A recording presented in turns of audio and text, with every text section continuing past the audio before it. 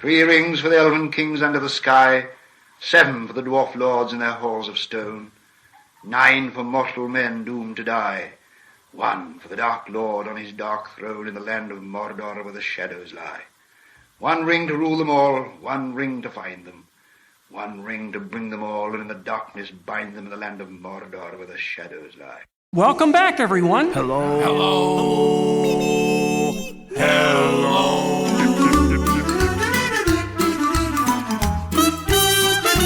I got scared. I dropped my hot pocket. I'm drinking rum. It's rum and nerdy. I'm drinking rum. The time has come. I'm drinking rum. So grab a glass, some ice, your bottle, 'cause we're about to drink some rum. Kicking like I usually do, drinking. I'm drinking rum. Here's Greg and Garrick. Hey, everybody. Welcome to Rum and Nerdy. I'm Greg. And I'm Garrick. And this is episode 5.34, The Ute.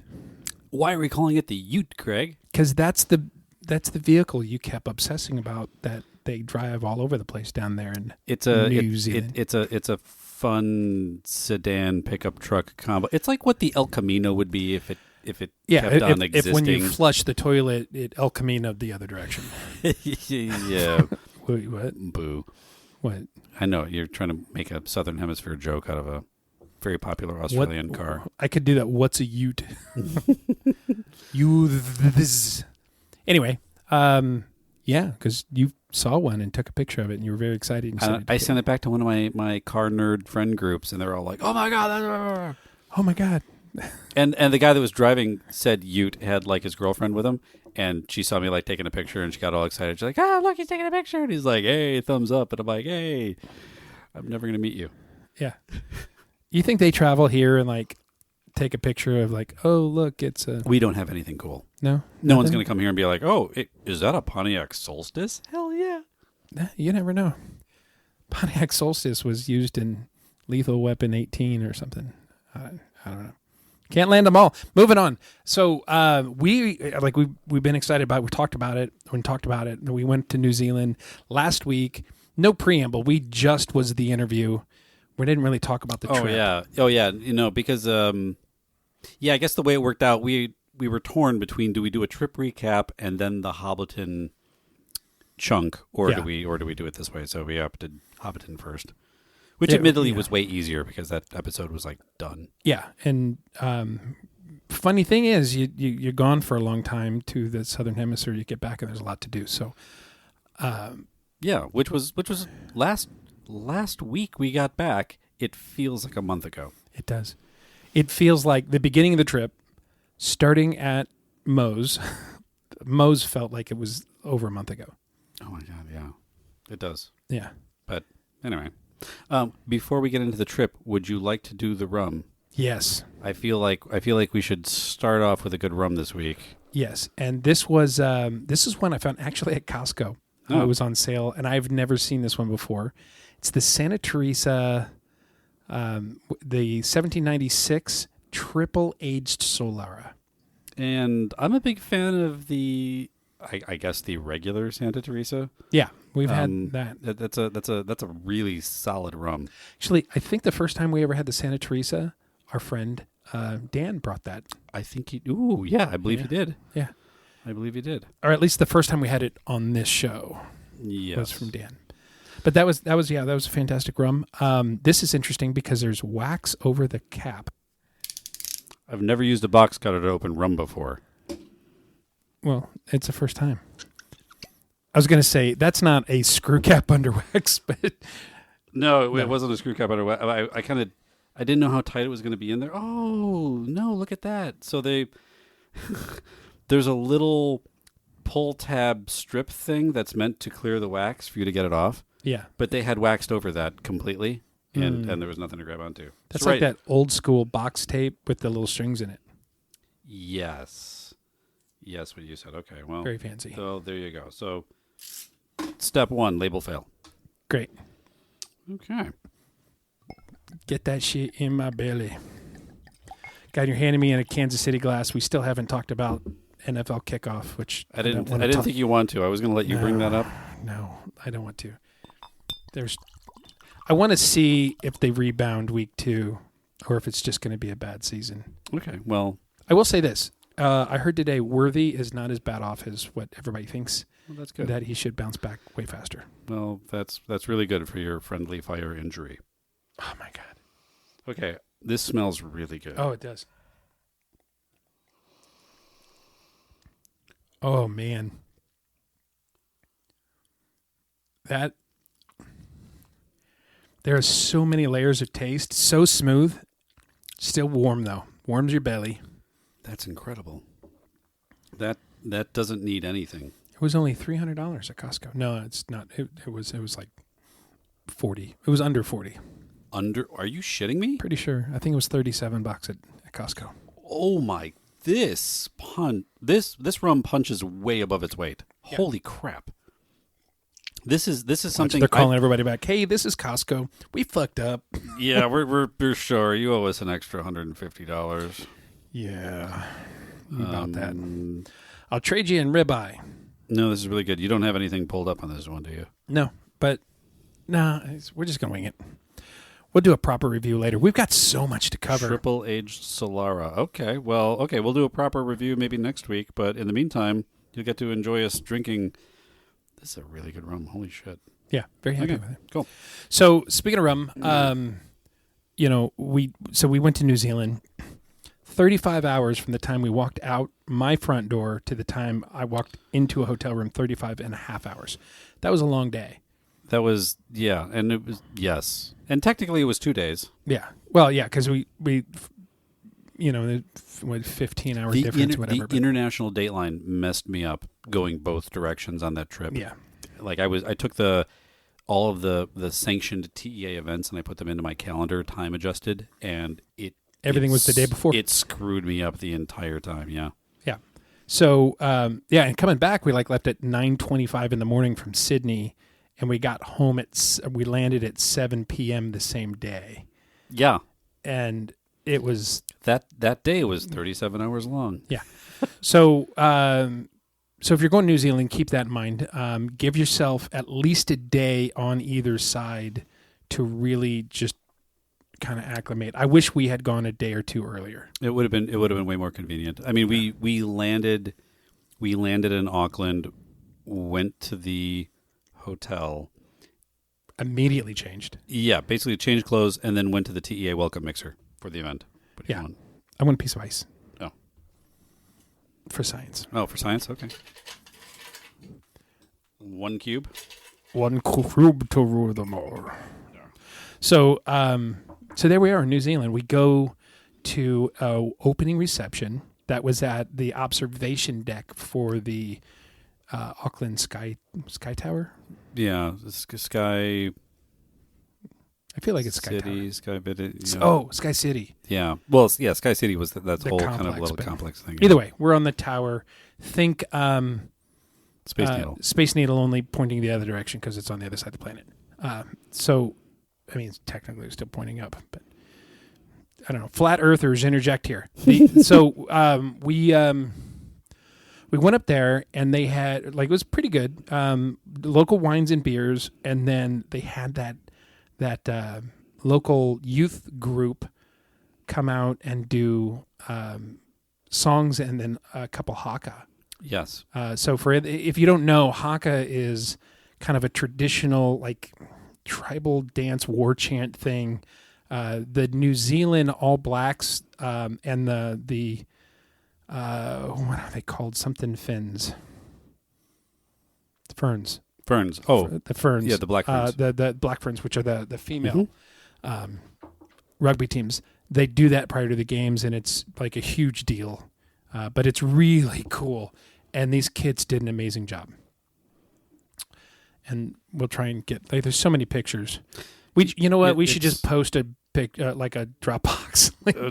Yeah, it's one of every single person on the trip took between 600 and 1,000 photos over the course of the week, and then everyone shared their 600 to 1,000 photos with everybody else. Yeah, my phone. That's like 10 million photos. Yeah, my phone with everything I already had in it. When I started trying to go through so I can download everything, it said I had 18,000 pictures. I'm like, no, I don't. No, I don't. Can I sort by just the ones that I personally took? Right. Which I still need because there's a handful of ones from Hobbiton that I'm like, Greg has this shot. I need this shot from Yeah. Greg to post.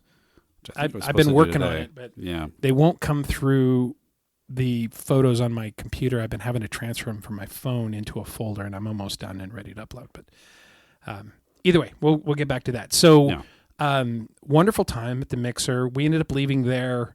One of the organizers and our really good friend, Steven, who we've got to have on an episode. We've never had him on the show. we need to have him on an episode. Steven from West Coast U.S., but he was one of the planners for the Themed Entertainment Association's APAC Asia Pacific group. May or may not be the current president of the APAC Correct. Board. So he, right off the bat, he's like, we found the rum bar. It's a couple blocks away, so we went over. Well, because they did some reconnaissance trips. They did. So he's like, hey, I need to find a good cocktail bar close to the hotel. That's where we have to go. We're pretty important to the local booze economy. Yeah, we were. I don't know. It was funny because not everybody enjoyed the place, but most of us were like, "This is where we go every night," and it happened. You see this? We live here now. Yeah, and we warned them the first night. So we'll be here every night until you kick us out, which we pretty much were. And we're gonna come back every night until we leave. Yeah. And when we say leave, we mean leave town forever. Yeah. So they had us for 4 nights: Sunday, Monday, Tuesday. No, Wednesday. Yeah. I think some people might have gone, but 3 nights. They had us for 3 nights. So we tried another place at one of the nights, but ultimately we always just ended up there. Did we try another place? We started off like because we have dinner here and we enjoyed it and we're like we went to that Japanese and place. we're going to go to Moe's. Yeah. No, we ended every day there. We had so the place was Moe's so in case you happen to be in Auckland, it is at 5 Federal Street. It's and if you want to check them out, it's moesbar.co.nz. That's mosbar.co.nz. And their socials are at Moes_bar_Auckland. There you go. And the bartender we worked with was Trent. Trent, we told you would be mentioned and your bar would be mentioned on this show. And we didn't lie. And we really enjoyed our time together. He made some mean cocktails. He did. And he did it very well because every time we walked in there it was like Trent and like 3 locals. And they're all hanging out, they're all having a good time. And then like 30 of us TEA jerks would just sort of show up. And one of the nights the locals were not happy. No, but it's not a big place. It's an awesome chill just it might be 3 of this studio. Maybe 4. Yeah, 3 it's not overly big, but the music was incredible. And and New Zealanders love like late 80s, early 90s American rock.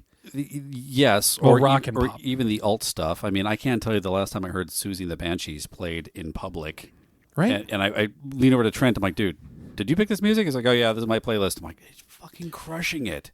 It seemed like most everywhere we went, though, this is what people were listening to, and I was all for it. There was great music everywhere, but very specifically, it was Trent's playlist because that place, it was just The Cure. Yeah. And then one night, we're like, wait, is this the Labyrinth soundtrack? And like they went through the entire Labyrinth. I'm like, our people. Bring me another rum old fashioned. This night just went from good to great. Well, so they were great. They were great to us. They were great hosts, and so that was good. Also, early in the week, Monday, Tuesday, was the SATE conference itself. Yeah, the reason we went to New Zealand. The reason we went there.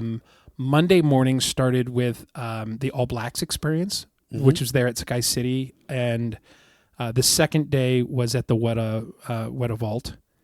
Weta Unleashed. Or that was Weta Unleashed. The TEA award-winning Weta Unleashed in Auckland. Yeah, so experiential thing that you get to go through and see all the labs and everything else, and we'll get to talking about the Weta experience in Wellington when we get to the end of the week. Yeah, the actual Weta Workshop. Actually, we talk a little bit with Richard Taylor later. Oh my gosh, we do. No, for those of you that don't know, Weta Unleashed, it's very much like taking all of the hands-on practical movie effects experience that you get at the Weta Workshop in Wellington, but turning it into more of a bespoke. I don't want to say children's museum, but it definitely has that hands-on Sure. hands-on Discovery Zone children's museum kind of feel to it. And that's a Well, and great, again, we'll kind of touch base on that more later. This is the one thing about Weta is they are so children and dare I say secession planning. well, educational forward. Yeah, they are just so great. So we did that, and then of course there was mid-morning to through end of day. Each day was the SATE content, and they did a great job. They did an amazing job. There's some really. I was kind of curious. We haven't talked about this yet. What was your favorite? Ooh, let's see. If you give me 2 seconds, I may or may not have all of these sessions programmed up here. There's one in particular. There's one about the different. Okay. First off, Richard Taylor's. Where he wrapped up. His keynote was outstanding. The two presentations we had that were very New Zealand forward, talking about the history of New Zealand And their tourism. and the tourism, those were both just amazing. So, I was going to say the welcome in that the cultural history stuff was one of the most interesting to me. And I mention it when we're talking to Richard later, but. The people in the history of New Zealand is rather fantastic. Some of the metrics about their society in regards to health and wellness and just so many little details. They're like first in the world in sustainable trade, second in human freedom, third in peacefulness, fourth in least corrupt public sector, fifth in gender equality, and eighth in climate change readiness. And it's like, that's not a small deal. No, it's such an amazing place that one of the only ways they let you into the country is if you tell them when you're leaving. Because, we're anticipating you just staying, so just, give us some proof that you're going to walk out of here. And yeah. You at least have to have a plan. a plan. You don't have to go home, but you can't stay here. No, and it's great because there's so much that is ingrained into their society. One of the things that I thought was really interesting that most of the local speakers did, in the morning they would do a hello and a welcome in the, and I'm going to say it wrong, the Māori. Maori, yeah. They're First People. They're Indigenous, which again is only like 800 to 1,000 years old. They're like the youngest inhabited by human location in the world. It is newest country, youngest inhabited. I think their indigenous population only got there 800 years ago, and then the colonials made it like 300 years ago. 300 years ago. So it's there's not people. Human beings have not been on that island. Yep. Or islands for a while. It's third oldest democratic government, but has the oldest democratic government that accepts all people as citizens. Yep. One of the interesting things is when the British arrived for colonization, they signed a treaty with the indigenous peoples. Yeah. So and actually kept to it. Yeah, and they kept to it. So it's the first time in all of, us British colonial history that it has been an integrated society from day one. Yeah. First time. They're like, hey, eventually they got there. They figured it out. So with all of this, they are they are some of the most humble people I've ever met. And ironically, with one of the highest levels of national pride that I've seen. They're it's not nationalism. It's just this national pride in who they are and protecting what they have, while also being humble and just cool fucking people. So hats off to the New Zealand people, because I don't think I met one that I didn't think was like a genuine person. And even like Rick. I would move Rick, so Rick from Weta. Yeah. Like he and I are texting like a mad. Yeah. He sent me pictures the other day of he took his dog for a walk and it's like, oh, look, sunrise in New Zealand. And I'm like, oh, it's afternoon here. Here's the rainstorm. Rick is a genuinely incredible person. Yeah. Just everyone there. Everyone there is just genuine, but Rick in specific was he's freaking awesome. Well, and we got to keep going because we've got a lot of people that we need to mention. So that was that was Auckland. Mm-hmm. Then we moved on. Many of the group on Wednesday there was this U.S. Government, New Zealand government mixer, international trade mixer. Yep. Which we left a little early from. We left a little early, so I've done. We stayed for most of it. Yeah, I've done those trade delegation type mixer meet and greet things before. I've done them at Inspire. I think we did the first one. I think was the LA Inspire. Was it last year? 2 years ago? And I enjoy them, but specifically in the APAC region, it didn't have any immediate. I didn't have a business case to attend. Sure. Well, so it was pretty good. Ducked out. It was good, but ducked out a little early. The group, Steven, and our really good buddy Mike. Mike was the driving force planning behind this event. Worked on it for 2+ years, and so we'd rented vehicles, and there were 5 of us, including your cohort, a partner in crime from your company, Amy. So the 5 of us, between 2 cars, drove to Hobbiton. Got there early. Our intention was to get there and immediately record our podcast, the one that you listened to last week for the regulars. And that was pretty cool, except we get there and he's like, well, let me give you a tour first. And we're like, well, we're here for the tour. No. Let me give you the tour so you have context. Russell's like, you need to. I need to show you around. I need to give you the. And let me tell you, folks, he took us everywhere. We went to the maintenance shops, the wood shop, the metal shop, the prop shop, the fabric shop, the electrical shop, the design studio, the greenhouses, the everything. Yeah, the composting sustainability. Mm-hmm. Lay down. Yeah, their materials collection and laydown yards. Every time a tree dies on property, we cut it up and we place it over here so that if we need logs or wood in the future, like we have appropriately aged, locally sourced. That's insane. Yeah. The property itself is like 1,250 acres, but they exist on about 50 of it. The Hobbiton Movie Set proper, yes. But it's still a functional sheep farm with over 12,000 sheeps. Yeah. So.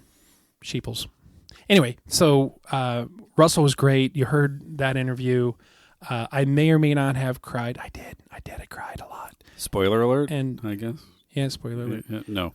Got emotional, but Russell was such a great host. Everybody had a great time. The food was great. I want to get that brownie recipe. The food was incredible. Nothing makes you feel more like a hobbit than when you have amazing food and amazing drink, and you're just surrounded by people in a beautiful hall. It was awesome. The 3 bottles of they make 4 beers that they sell there, but they don't sell the stout because the bottles pop in suitcases. Yeah, you can't bottle the stout, but such a good thing.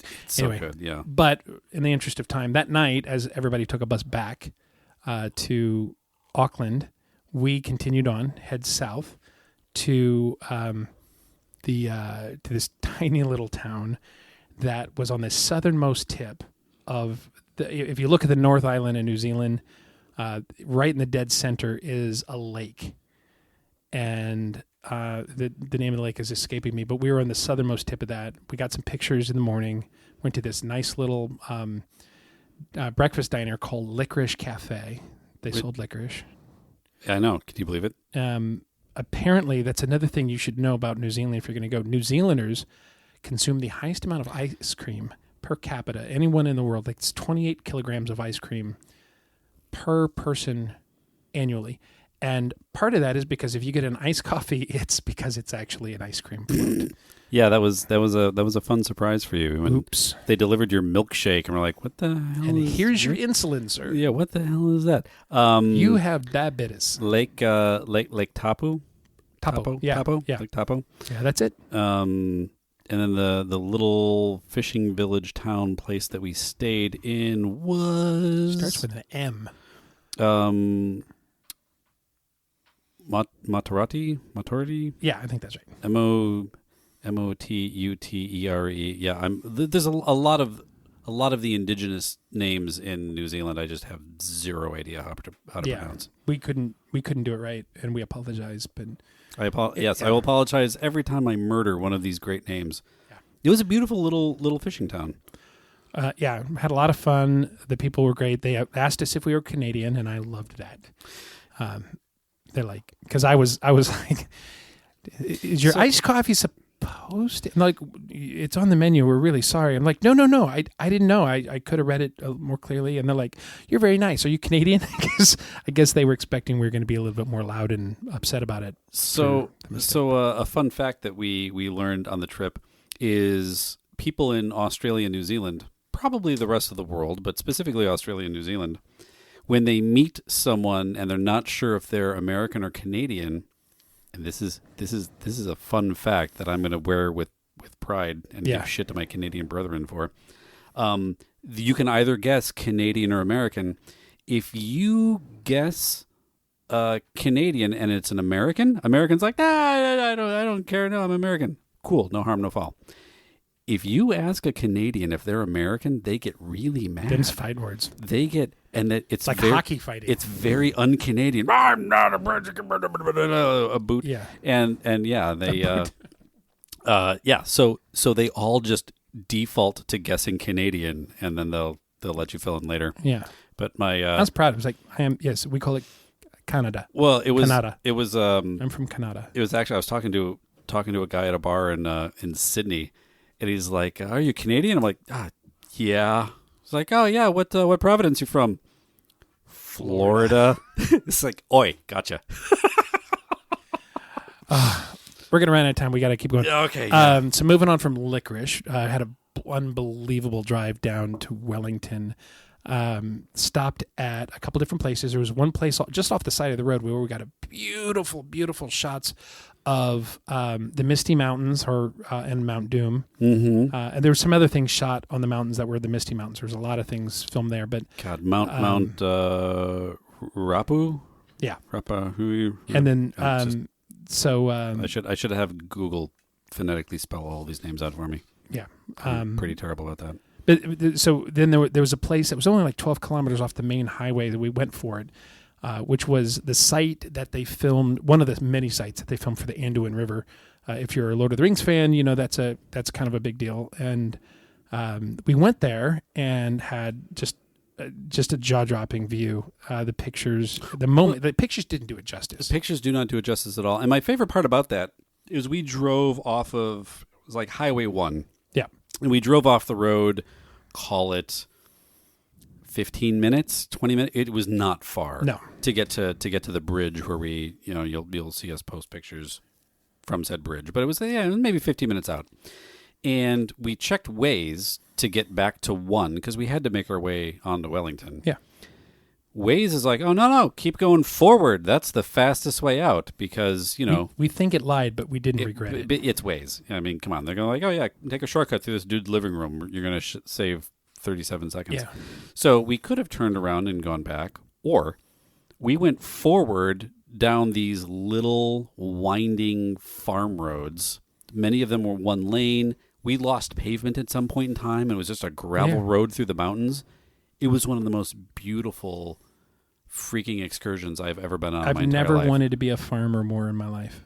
Just like any excuse to live there. It was in that place of the earth. And as you're driving through the most beautiful country you've ever seen, you pass like school bus stop signs, and you're like, it's a school bus stops here. Like some kid has to wait here in the most scenic spot I've ever seen in my life. Yeah. And oh my gosh.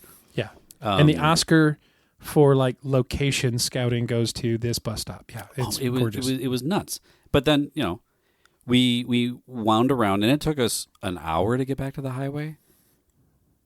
It took a considerable amount of time through these non-paved, just amazing roads. We get back out to Highway 1. We were only 10 kilometers south from where we got off the road. Yeah. It was totally worth it. It was an absolute Waze fail, but it was the most spectacular Waze fail I've ever been a part of. Yeah, Yeah, you failed but stuck the landing. So then we hop on. We and just to tell this very briefly, you swung through a town. There's kind of this fun pastime. Like in the South, it's here it's cornhole. It's bags of corn kernels that you throw into a 2x4 board with a hole in it. Hope then your sack goes through and you competitive whatever. Horseshoes, yard darts, all that stuff. There, it's called gumboot.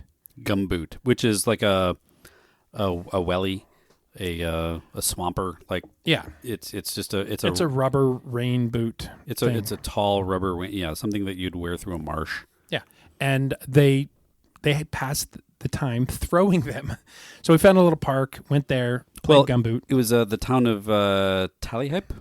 Sounds right. Yep, and apparently it's the home of the gumboot, so it was literally gumboot capital of the world. Yeah, and we stopped off there for some McDonald's science for our friend Josh. Yep, to try. And I think the standout was the popcorn chicken. Oh, the popcorn chicken was amazing. Yeah, it was super seasoned well. It was fibrous, good crunch. Friend of the show, Josh. He loves visiting McDonald's in different regions of the world and trying local menu items. So in Josh's honor, because he couldn't make the trip, we stopped off at the McDonald's, and they had a big gumboot thing at the in the restaurant. Yeah. And Steven's like, "Hey, is there a place around here we can throw gumboots?" And they're like, "Oh yeah, it's over by the train station, by the public restrooms. There's a place." Which we found. Like, what? Oh, okay. Yeah. So we've got shots of us throwing boots. It was a legit between two tall chain link fences. Yeah, just a sanctioned gumboot throwing yard. They even provided the boots. And the boot just filled with boots. Here, pick up a boot, throw it. Yeah. And a surprising amount of fun. Yeah. So did that, headed back on the road. Eventually we got down to Wellington. Wellington, once again, drove in, checked in the hotel, and almost immediately, I think we had 45 minutes, and then we go to the Wellington reception party. Which James Cameron made it to. Yeah, which was weird. We didn't get to meet him, and I was disappointed, but it turns out, what was her name? Allison. I should have looked this up. Zero Prep Podcasting. I ended up in about a 25-minute conversation with the associate producer for the Hobbiton movies. Oh, yeah. She signed your book. Yeah. She didn't. She was going to sign it the next day when we went to Weta, but didn't get a chance to. So another time. Well, it's a reason to go back. Right. Because I've been, just begging, what reason could I have for going back? Well, I've never taken the Houston to Auckland direct route into New Zealand, so I should probably do that. Yeah, I'd be stupid not to. For science. Yeah. Yeah. So anyway, we get down there at this reception, some really cool people, had some fun, and then we went out bar hopping, which was great. That was just that general. That was Thursday night, right? Thursday night, yeah. Yeah. So we just went out. Handful of fun bars, nothing earth shattering. Yeah, there's that vinyl place. We ended up largely at that vinyl place that were playing. They would play a side of a record at a time or whatever, but they wouldn't take requests. The music was okay, but they wouldn't take requests. Yeah, nothing memorable from a bar scene early on in that trip. No, you guys, not you. Wasn't you. You warned them. Several people tried to. They'd convinced themselves that was the night they were going to get me drunk. It didn't work. I'm like, don't. It's like, we got your Long Island iced tea, and then Greg slams it like, whoa. Yeah, I drank a Long Island iced tea like a shot. You can do that? It's like, yeah, you probably need 2 or 3 more of those. I don't know what you guys are trying to achieve here. I did 3, and you're not feeling it yet? Nope. No. And then they started handing me shots, and after about 4 shots, and I'm still fine. And they're like, okay, you're expensive. I'm stopping. Yeah. And that happened. Anyway, so... you heard it here first, folks. Greg can outdrink your credit card. Not everybody, but most people. Yeah. Certainly, I can usually outdrink your willingness to try. Not always. It happens. But anyway, so we end up with that. We Friday, we get up and we go to Te Papa. An amazing museum.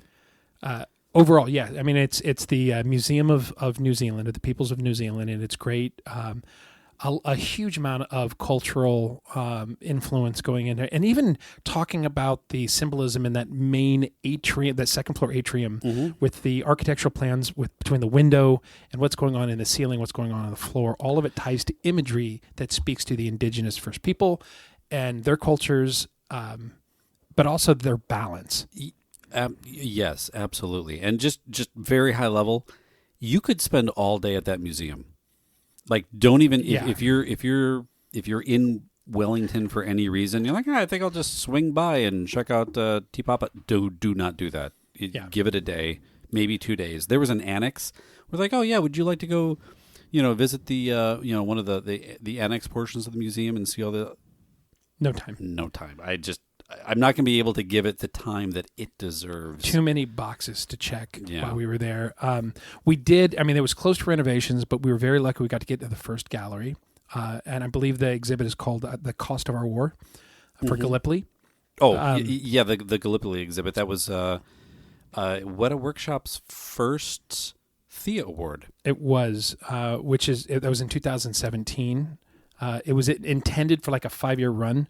And it's now in renovations so that it can last at least another 10.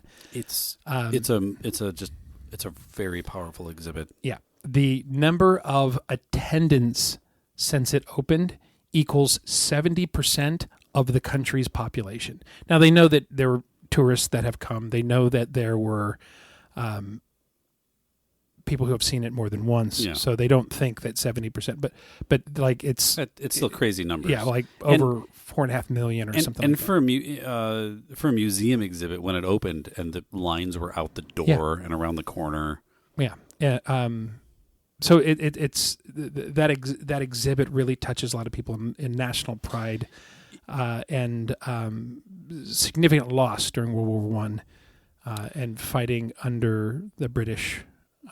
For more information on that, definitely check out the everything that's been published from the TEA from the TEA Awards, where Weta won that, and I believe Richard Taylor gave the presentation for it. Yes, but then also in the upcoming TEA podcast, you and I get to sit down with Richard, and he talks a lot about it. He talks a lot about it as well. So that'll come out in a couple months.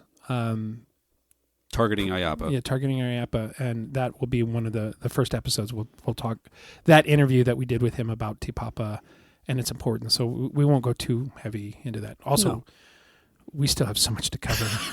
We're going to run out of time. But that night we ended up going to the Roxy, which is part of their. Or that afternoon we went to Weta, and again we'll talk a little bit more about that at the end of this episode with Richard. That was the next day. We did Weta was first thing in the morning, getting on the buses and on Friday, and then we went to the park. Yep, and we did. Oh yeah, we got to talk about that. It wasn't the next day; it was that afternoon. Yeah, but we ended up going to the park where they had done just the local park where they had done several of the shoot. From the shots from the Lord of the Rings movie, specifically around the hobbits leaving the Shire. Again, some great pictures of that. While we were on that, we were in the tree where Frodo and Sam were sitting, where Frodo was in the crook of the tree and Sam was underneath it kind of cooking. So we got some pictures of Garrick and I in that. We're in that little grotto where the hobbits hid from the Nazgul. And Frodo almost put it. Get off the road! Yeah, and they jump off the thing. So there were several shots in and around there that we were able to go and see while we were there. There was a gentleman by the name of I just had it, Lester. So Lester was with a company called Explore Tours, XPLOR Tours, out of Wellington. Their website is Explore Tours. Again, XPLOR Tours.nz. And he was very generous. He's like, hey, since you guys will be here, if you'd like just to tag along for a couple, because I think he knew we were just kind of. It was one of those things where he was giving a private tour to some people that had hired him, and the tour is kind of linear along this park path, and like, hey, we keep bumping into you at the same spots along the same path. We're going to see you at the next spot. You want to just join us? Yeah, and he asked the couple that were there, and they were more than happy to have us join. And having some nerds, actually, our friend Aaron was able to answer a question that he's never had anybody answer right. She was the 13th person. About what's the name of chapter 3? Yeah. I thought he said nobody's ever. No, he looked at her and he said 13. You're the 13th person that has. He's like, I've been giving this tour for 20 years, and you were the 13th person to answer it correctly. What is the name of the chapter 3 in The Hobbit? I think it's regarding mushrooms.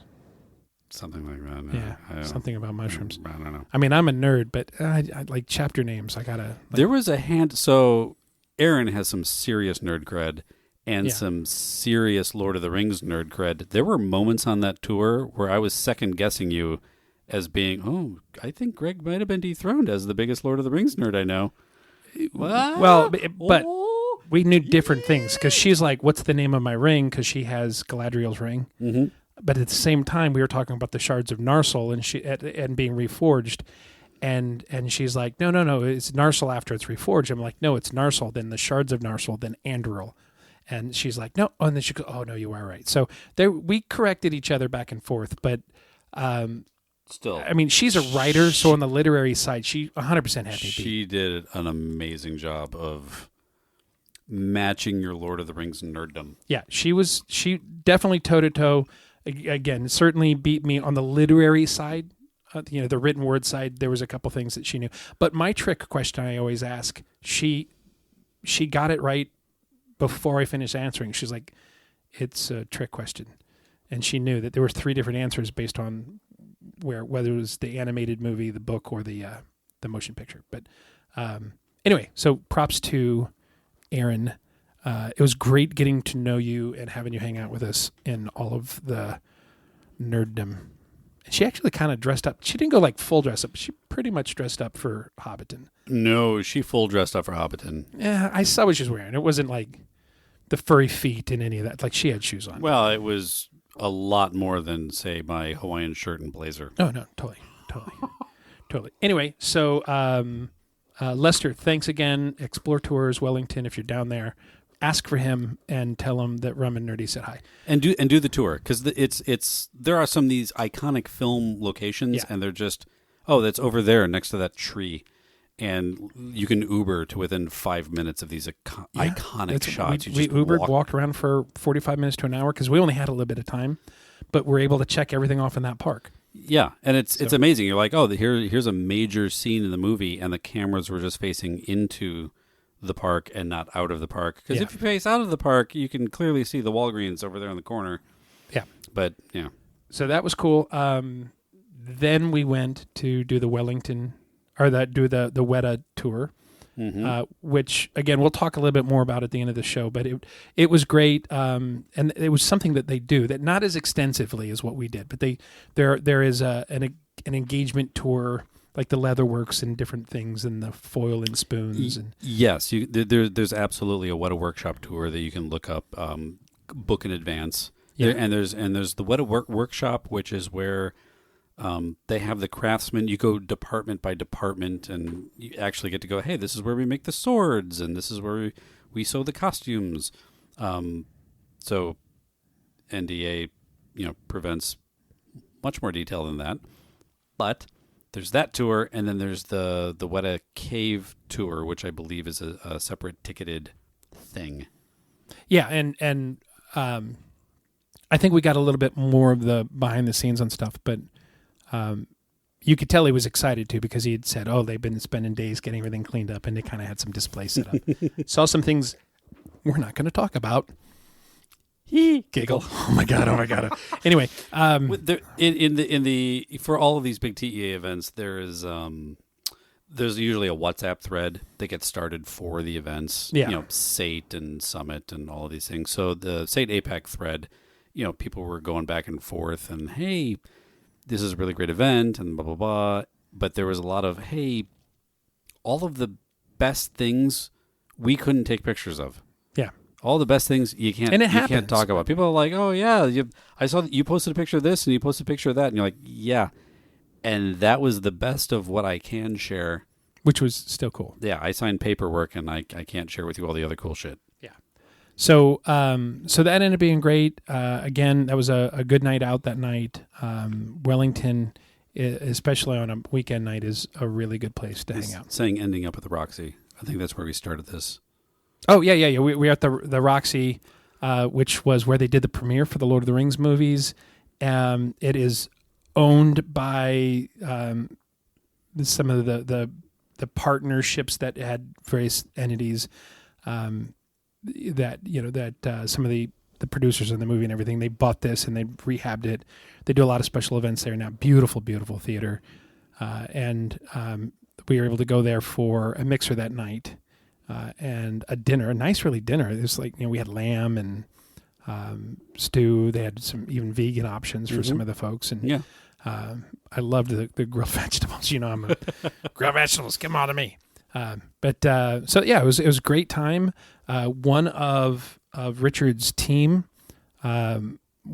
scrawny white guy, likes to write rap songs. So he wrote a rap about TEA in the week, which was hilarious. It was awesome. Yeah. Kudos to him. I have a full video of that. Yeah. Saved. So that was, it was really, really good. We had another night out with some of our favorite TEA global people, and it was great. And then Saturday. So Saturday, I'm going to leave, not really talk a lot about, like, we got to drive out, but I'll leave that to the interview, which is going to start momentarily. Yeah. And then finally, just because we really want to make sure that we say our thank yous to some of the great people that we met. The last night, most people left on Saturday. We didn't leave until Sunday morning, or at least we didn't leave Wellington. And by Sunday morning, you mean 3 a.m. Sunday morning? Well, we woke up at 3 a.m. The flight was at 6. Yeah. Which was funny because I don't think we got to bed until 1.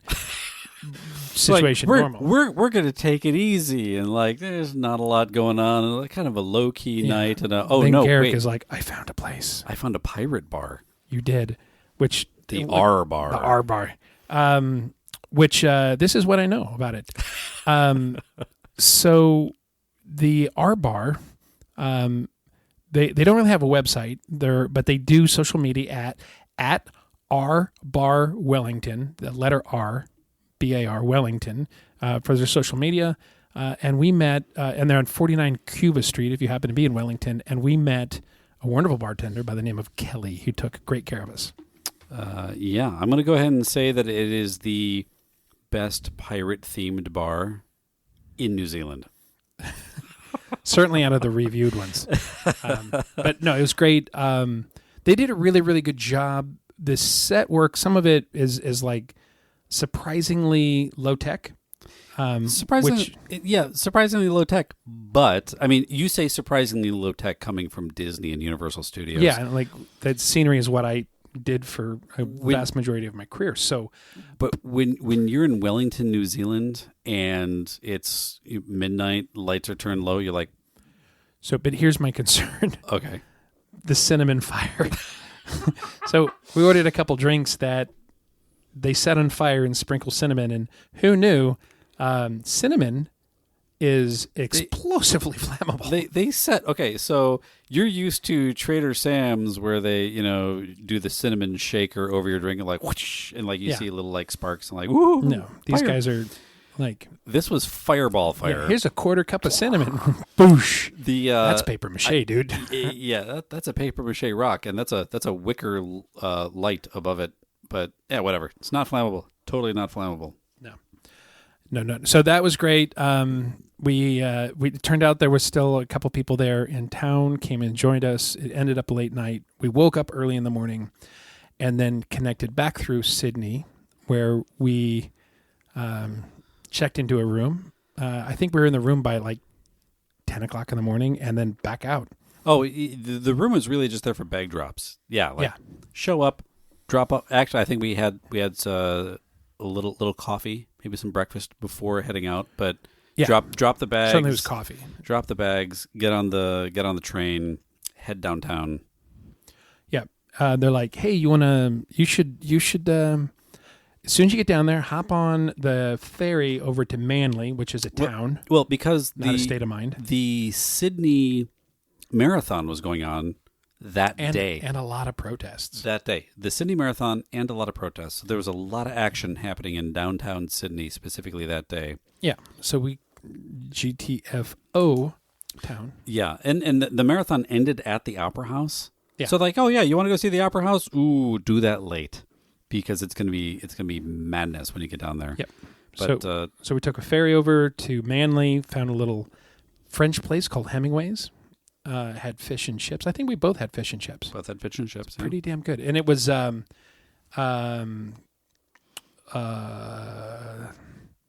forgot the name of the fish. Something undy. Frumundy. I was like Frumundy. My undies. What? Yeah. What? Somebody's listening to this episode laughing at us right now going, no, it's called... You're trying to remember the name of an Australian fish. Yeah. Maybe it starts with a B. Bromundi. Bromance. I don't know. Anyway, so it was that fish. It was unique, but really, really tasty. And had a couple cocktails. And it was gorgeous. So Manly, the one side of Manly is inside the Sydney Harbour area. The other side is just the ocean. Which was like a 10-minute walk from the... Once you got off the ferry, 10 minutes later, we're on the beach. It very much had like Miami South Beach vibes to it. Yeah. Albeit there were pine trees, which... very not South Beach, but it was beautiful. Lots of pedestrians out. We had lunch, and then one of the streets was closed down, and there was an arts festival with various artists or craft sales that we walked through, and went to a nice little record and bookstore place that you wanted to go to. Yeah, bought nothing, but found some cool shit. Bought nothing, found some cool stuff. Yeah, I was really hoping to find some amazing vintage records from the area. Especially thinking like the Martin Denny era of those classic exotic bootleg imports that we don't get. Yeah, sometimes you get really cool things coming out of the islands and Tahiti and all that. And yeah. So finished up there, took the shuttle back.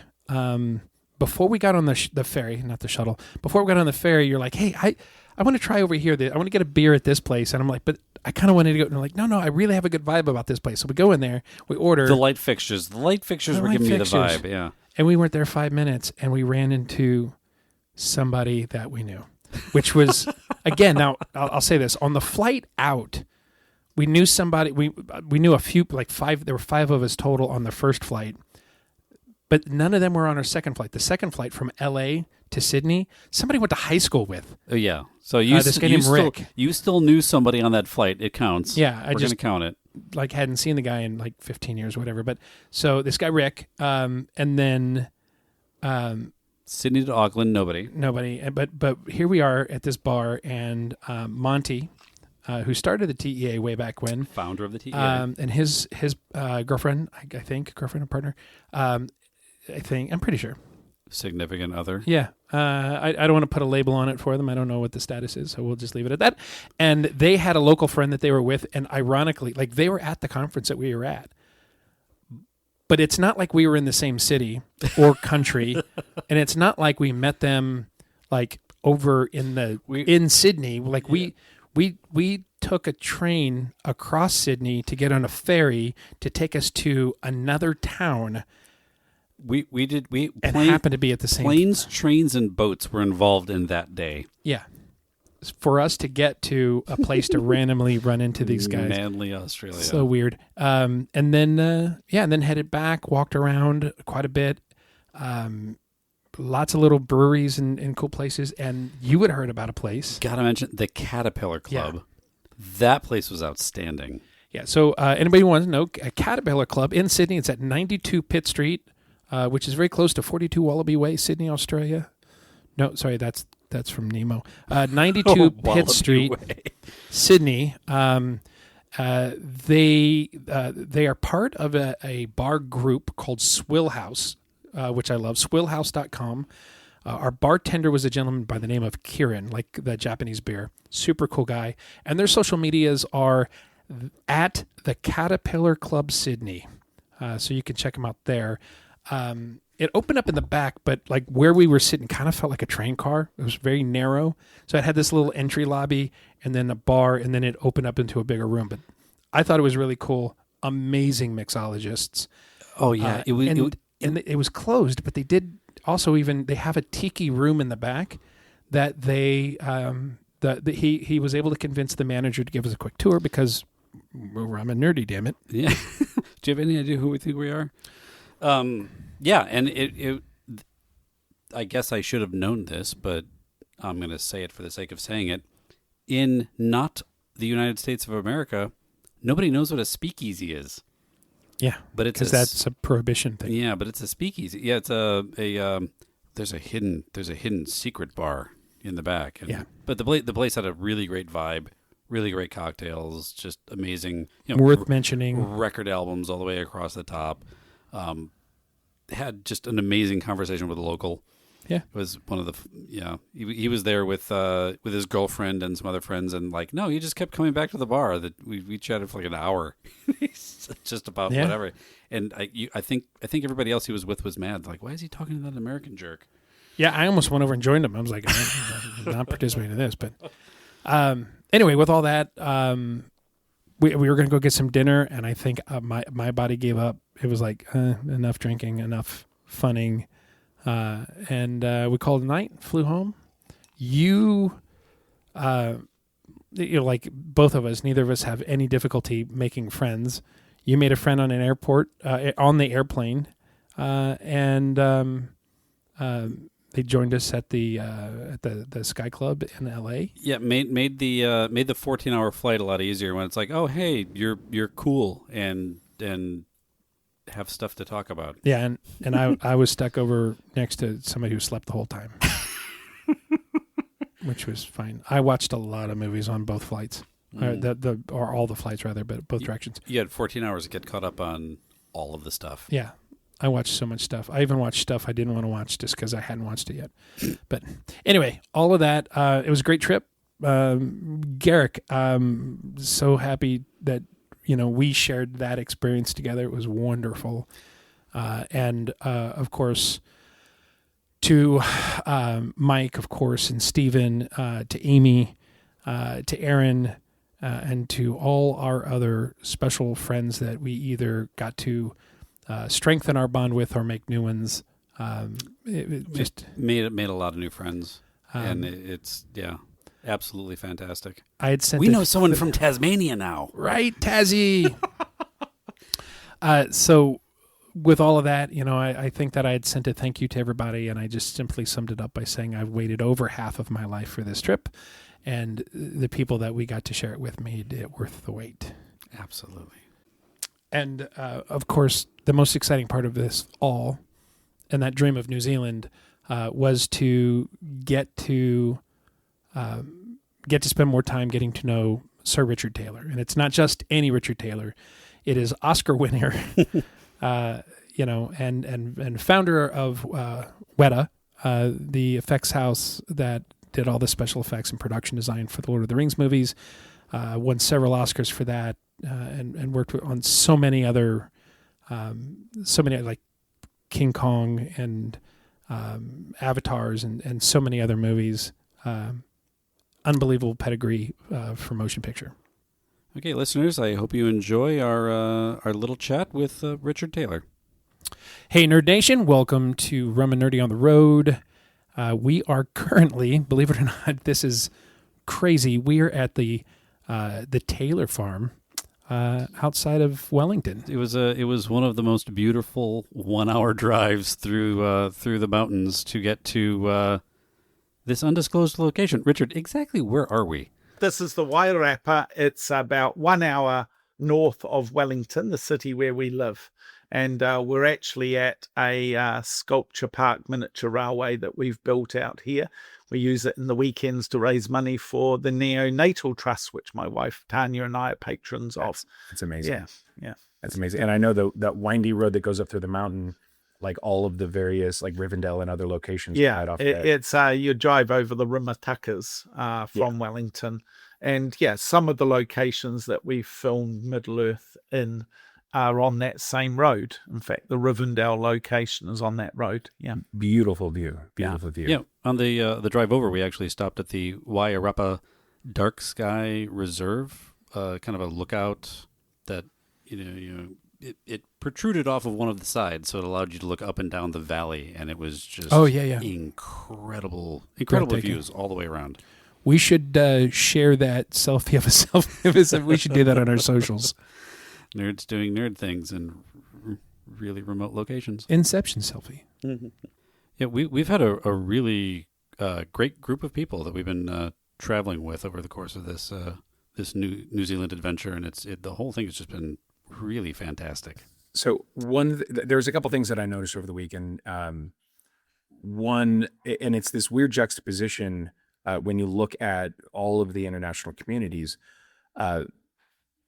The people of New Zealand have both this absolute humility and at the same time an immense amount of pride and national pride, and at the same time this humility and welcoming, and it's breathtaking to see a society that seems to be the best part of everyone.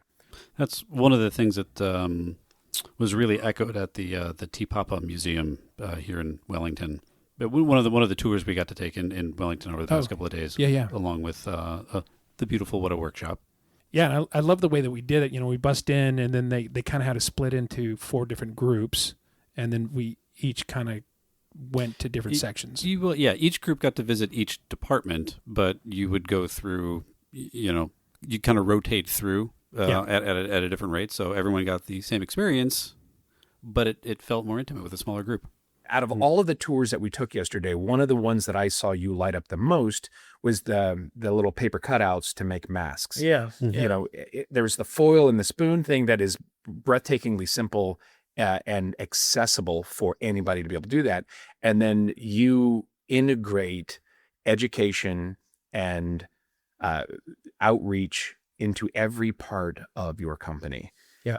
Well, there is a reality that in New Zealand, and I assume it's the same around the world, where kids are still being told there's no future in the arts, right? Correct. And that is deeply concerning, because you have a population, a demographic of kids who aren't going to become highly successful practitioners of a legal career or an accounting career or a business career, because they're just not wired like that. I certainly am not. I couldn't have had an academic career if I'd tried. It would have been an appalling endeavor.